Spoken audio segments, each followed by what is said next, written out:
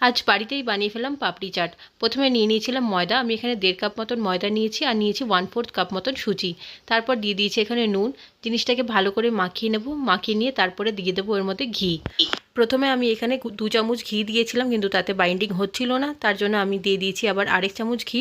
তারপরে আপনারা দেখে নিতে পারবেন যে এবার কিন্তু বাইন্ডিংটা বেশ ভালো মতন হয়ে যাচ্ছে, তার মানে আমার জিনিসটা এবার খাস্তা হয়ে যাবে। তারপরে আমি জল দিয়ে জিনিসটাকে মেখে নিলাম, মেখে নিয়ে একটা ভালো ডো বানিয়ে মোটামুটি 1 ঘন্টা মতন এটাকে রেস্টে দিয়ে দিলাম। এবার বাবুর অনেকক্ষণ রেস্ট হওয়ার পর তারপরে তাকে বেলে নিয়ে তারপরে এবার গোল কোনো জিনিস দিয়ে কেটে নেব। কি সুন্দরভাবে কাটা হয়ে গেছে, বাকিটা আমি তুলে ফেললাম আর পাপড়িগুলোকে এক সাইডে করে দিলাম। এরপর যাতে পাপড়িগুলো না ফুলে যায় তার জন্য আমি পোক করে দিচ্ছি মাঝখানে, আর তারপরে তেলের মধ্যে সেগুলোকে আমি ভেজে নিচ্ছি।